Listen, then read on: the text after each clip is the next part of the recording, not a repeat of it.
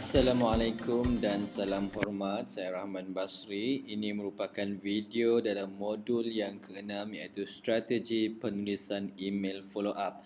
Dalam modul video kali ini saya akan terangkan kepada anda secara lanjut lagi bagaimana sebenarnya untuk anda mengurus email follow up anda dari segi apakah yang anda perlu hantarkan untuk email yang pertama, yang kedua, yang ketiga dan yang seterusnya.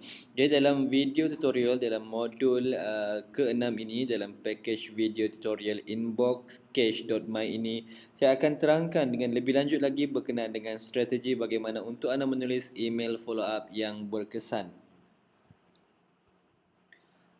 Pertama sekali dalam strategi penulisan email yang berkesan ini, apa yang anda perlu ada adalah email timeline. Okey, saya sangat suka bila mana saya ingin menulis satu email promosi, saya akan menghasilkan satu email timeline terlebih dahulu sebelum melakukan sebarang promosi. Dan email timeline ini adalah satu perkara yang sangat-sangat penting untuk kita merancang apakah email yang kita ingin hantarkan kepada prospek kita dalam satu tempoh tertentu.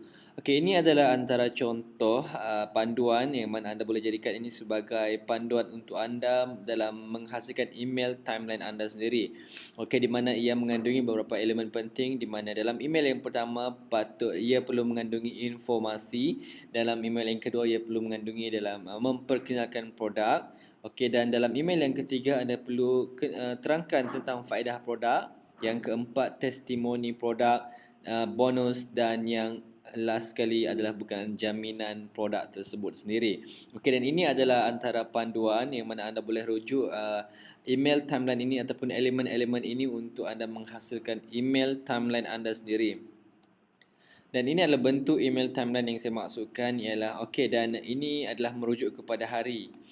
Okey, untuk hari pertama pada kebiasaannya kita akan menghantar informasi terlebih dahulu kepada prospek kita, dan informasi ini mungkin merujuk kepada situasi keadaan semasa. Sebagai contohnya mungkin kita ingin mempromosikan satu produk yang boleh membantu orang ramai dalam mengurus kewangan mereka ataupun dalam membantu mereka untuk mendapatkan pendapatan sampingan. Jadi dalam hari yang pertama kita perlu memberikan informasi berkenaan dengan keadaan mungkin kegawatan ekonomi ataupun mungkin juga berkenaan dengan kenaikan harga minyak, kenaikan harga barang dan seumpamanya yang memerlukan orang ramai untuk menambah pendapatan mereka. Okey, jadi dalam email pertama lebih kepada informasi, sharing information dengan anda punya prospek.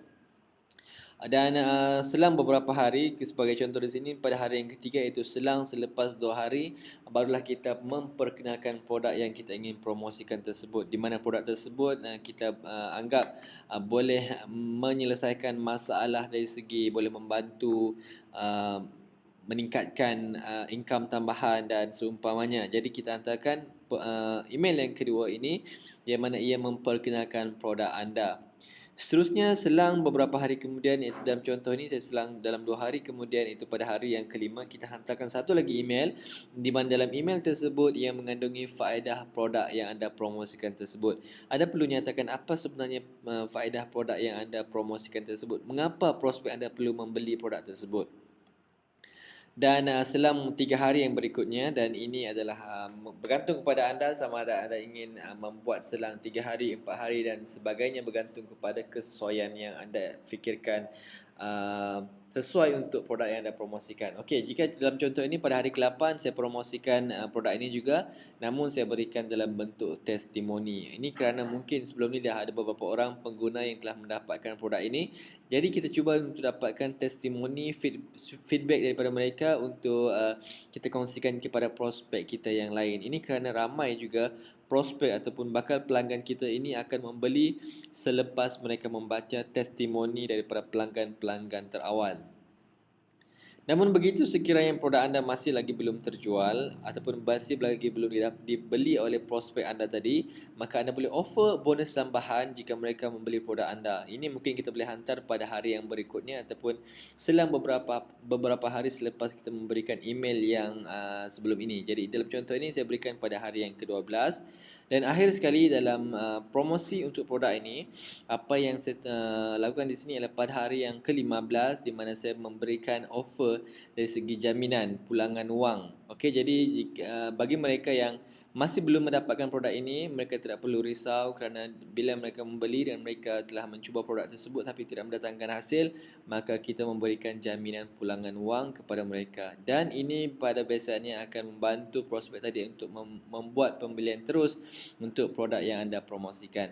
Jadi ini adalah antara contoh email timeline yang biasa saya gunakan, dan anda boleh gunakan panduan ini untuk anda menghasilkan email timeline anda untuk tujuan perancangan promosi anda melalui pemasaran email menggunakan kaedah inboxcash.my ini. Jadi yang seterusnya di sini, saya cuba untuk membantu anda untuk menghasilkan apakah action plan untuk anda selepas ini. Apakah yang anda perlu lakukan untuk menghasilkan email timeline anda. Ini adalah antara contoh email timeline yang kita boleh gunakan. Di mana kita juga boleh menghasilkan email timeline sebegini, di mana kita menghantarkan hari pertama, email yang pertama.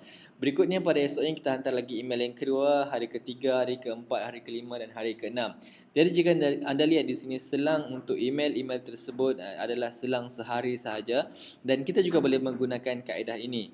Kerana saya melihat, saya juga pernah menggunakan kaedah ini dalam memberikan info-info kepada prospek saya, dan alhamdulillah hasil daripada email yang saya hantarkan menggunakan email timeline sebegini membantu saya menghasilkan jualan yang agak banyak melalui internet, hanya melalui pemasaran inboxcash.my ini.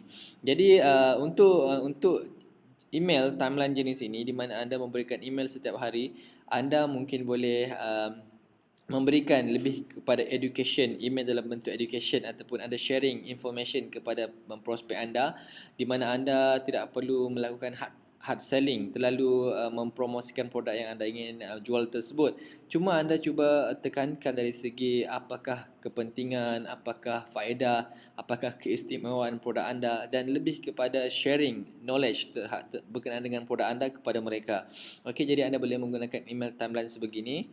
Namun begitu, anda juga boleh menggunakan email timeline sebegini, di mana anda menghasilkan banyak email, di mana jika anda lihat di sini, email pertama kita hantar pada hari pertama, email kedua pada hari yang ketiga, email yang ketiga pada hari yang kelima, hari ke-7, ke-10, 14, 17, 18, 20, 23, 27. Jadi anda lihat di sini, kita boleh ubah dari segi bilangan selang hari ini untuk email-email yang kita hantarkan. Ini adalah bergantung kepada kesesuaian anda, bergantung kepada kreativiti anda menulis email, dan bergantung kepada kesesuaian produk yang anda ingin promosikan. Jadi ini adalah antara dua contoh action plan yang anda boleh gunakan selepas ini untuk anda menghasilkan email timeline anda sebelum anda melakukan sebarang promosi untuk produk-produk yang anda ingin promosikan. Jadi secara kesimpulannya, untuk anda perlu membina email timeline anda sendiri untuk memudahkan anda melakukan perancangan promosi melalui penulisan email follow up menggunakan kaedah strategi inboxcash.my ini. Dan seperti saya telah tekankan sebelum ini, bilangan selang hari antara satu email dengan email yang berikutnya adalah agak subjektif, di mana ia bergantung kepada kesesuaian produk anda dan juga kreativiti anda. Jadi apa yang saya berikan sebentar tadi adalah sebagai guideline sahaja ataupun panduan untuk anda membuat rujukan. Dan namun untuk timeline tersebut bergantung kepada kreativiti anda dan juga bergantung kepada kesesuaian produk yang anda ingin promosikan. Yang paling penting adalah just do it. Anda hanya perlu lakukan. Anda hanya perlu hasilkan timeline anda sendiri, dan anda rangka dan tulis draft email anda, dan anda hantarkan email anda berdasarkan kepada hari-hari yang telah anda siapkan tersebut. Jadi saya harap dengan penerangan dalam video kali ini berkenaan dengan strategi penulisan follow up email ini, di mana saya memfokuskan kepada bahagian email timeline ini membantu anda untuk menguruskan promosi anda melalui email marketing. Jadi bertemu dalam video yang selanjutnya, di mana saya akan kongsikan beberapa lagi strategi yang mana akan membantu anda untuk meningkatkan jualan anda dengan menggunakan strategi email follow up melalui kaedah promosi inboxcash.my ini. Jadi bertemu dalam video yang seterusnya. Assalamualaikum dan salam hormat.